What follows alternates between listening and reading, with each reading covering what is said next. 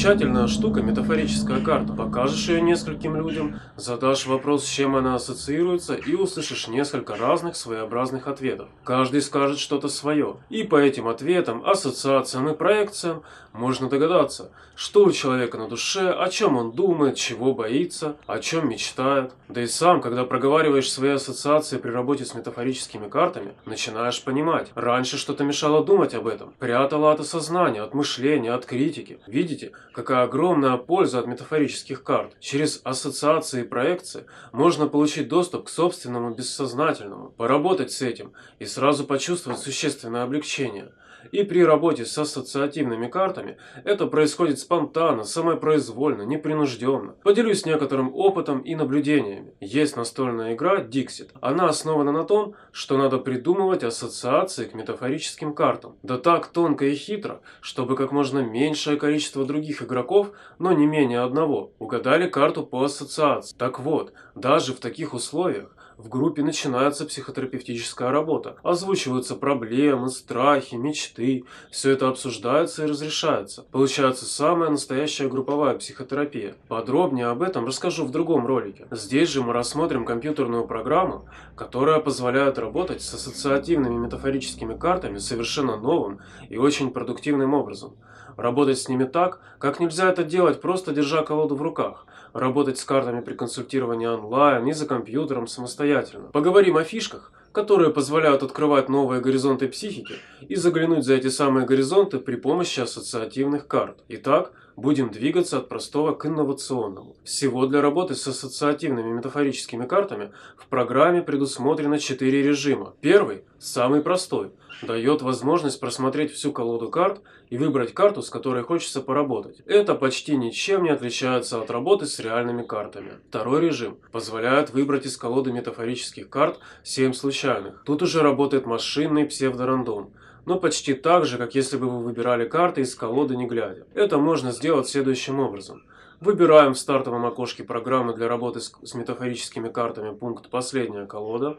Нажимаем «Начать работу». В открывшемся окне программы выбираем пункт «Случайная» из списка. Выпадает еще один список. Выбираем колоду метафорических карт. В нашем случае это Dixit. Нажимаем «Показать». В окне программы появляются 7 ассоциативных карт в размытом виде. Угадывается цвет и некоторые очертания. Если на них нажать, метафорические карты появляются полностью. В поле их можно двигать, перелистывать, скрывать, делать что угодно. Тут, конечно, найдутся некоторые специалисты, которые скажут, что ничего просто так не бывает. И руки, минуя критику и сознание, выбирают именно актуальные карты. Мол, по такому принципу работают всякие поисковые рамки, веточки и кольца на веревочках. Рациональному объяснению это не поддается, но и оспаривать нет смысла. Тут уж как кому интереснее думать. И вот третий режим программы для работы с метафорическими картами удовлетворит даже тех, кто придает значение таким тонкостям. В этом режиме можно выбрать из колоды именно те ассоциативные карты, которые на данный момент представляют для человека максимальную значимость и актуальность. И совершенно без всякой мистики. Как это достигается? Сделаем небольшой экскурс в историю советской психологии. На дворе середина 40-х годов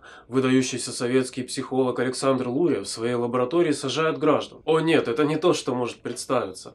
Он же все-таки ученый. Сажает их за стол, сует им в руку пневматическую грушу, которая шлангом соединена с самописцем. Просит нажимать на грушу как можно скорее, когда он произносит разные слова. В общем, говоря языком психологии, предъявляет стимулы. И о чудо! Оказывается, что реакции на значимые стимулы существенно отличаются от реакций на нейтральные стимулы. Если, к примеру, посадить за стол подозреваемого в краже, то на слова «кошелек», «деньги», «кража», «тюрьма» он будет реагировать совсем иначе, чем на слова «облако», «пейзаж», «картошка», «редиска». Хотя в то время подозрение в том, что ты снаружи красный, а внутри белый, тоже было, наверное, значимым. Но в общем вы поняли суть. Это уже был полноценный детектор лжи. Хорошая альтернатива полиграфу, но об этом поговорим в другом видео. Как вы уже догадались, программа для работы с метафорическими картами, метафора, тоже предъявляет стимулы, а респонденту надо просто их дождаться и быстренько клацнуть мышкой. И разумеется, реакция на самые значимые будет отличаться от реакции на нейтральные.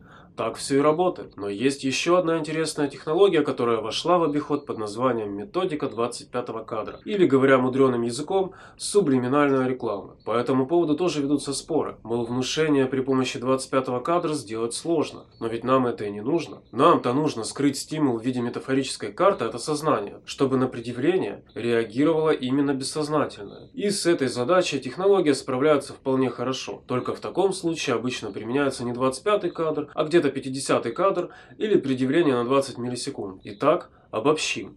В третьем режиме программа для работы с метафорическими картами скрытно предъявляет все ассоциативные карты из колоды и высчитывает методами мат-статистики наиболее значимые. В итоге получается 7 самых значимых и актуальных карт, с которыми можно продуктивно работать. Как это настроить? Убираем галочку так, чтобы появилось слово реакции. Выбираем колоду в окошке ниже, нажимаем начать работу, клацаем, кликаем, тыкаем, жмакаем, проходим всю колоду метафорических карт до конца, нажимаем кнопку отправить на анализ, ждем несколько секунд, нажимаем кнопку получить данные, тут разумеется нужен интернет. Открывается уже знакомое окно, в котором можно удобно работать с двумя последними значимыми выборками из колод метафорических карт. Ну и при желании поработать со случайными картами. Страницу с последними статьями закрываем кнопкой в правом верхнем углу. Ну или можно что-нибудь из новенького почитать или посмотреть в YouTube. Здесь же можно найти инструкцию к этой программе и узнать, как добавить новые колоды ассоциативных карт. Ну или вообще отключить эту страницу. Идем дальше. В четвертом режиме прикручиваем еще один замечательный метод под названием ассоциативный эксперимент или метод свободных ассоциаций. Этот метод использовал еще Фрейд. И здесь мы еще ближе подходим к психоанализу. Мышкой уже не клацаем, а пишем в строке как можно быстрее первое слово, которое пришло в голову, при мигании размытой картинки. Для этого надо поставить галочку, чтобы увидеть слово «ассоциация». Все остальное делаем так же, как и в режиме номер 3. Если честно, сколько раз не тестировал этот режим работы с метафорическими картами, все время удивлялся, насколько нужные и важные слова вылетают. Тут уже проникновение глубже некуда, и всегда есть о чем поговорить психологу и клиенту. Или поудивляться наедине. Итого резюмируем. Есть 4 режима работы с ассоциативными метафорическими картами на любой вкус. 3 и 4 позволяют использовать замечательные возможности компьютера, скрывать от осознания и вычислять наиболее значимые и актуальные метафорические карты в настоящий момент, сохранять возникающие ассоциации. Надеюсь, программа для работы с метафорическими картами окажется полезным помощником в работе практикующих психологов, позволит глубже понять своих клиентов и продуктивнее оказывать психологическую помощь. Желаю вам успешно разобраться с ее простым интерфейсом и оценить возможности. Также программа для работы с ассоциативными картами может стать интересным развлечением и полезным инструментом для всех желающих раскрыть и познать свой внутренний мир. Напоследок замечу, что программа Метафора – это упрощенная, адаптированная для работы с метафорическими картами версия. Когда вы захотите предъявлять более разнообразные стимулы и выявлять не только их значимость, но и связи между ними, вам следует воспользоваться программой Эмограф. Там можно подбирать стимулы самостоятельно, видеть значимость и ассоциативные связи между стимулами в удобной форме отображения. Это уже более гибкий инструмент, который может применять в своей работе и практикующий психолог, и психолог-исследователь. Особенно психолог-исследователь, который хочет продвинуться за горизонт исследованного и изученного, вернуть в свою научную работу инновационную фишку. Есть там еще один интересный метод, о котором здесь мы не говорили. Также программа Эмограф будет полезна маркетологу, рекламщику, политтехнологу, профконсультанту, HR или работнику отдела кадров и представителям многих других сфер деятельности. Надеюсь, видео оказалось информативным, интересным и полезным. Все ссылки в описании. Подписывайтесь на канал, чтобы не пропустить новинки. Ставьте лайки, задавайте вопросы в комментариях. И там же пишите критические замечания по поводу интерфейса, методов, возможных багов и глюков. Куда же без них-то?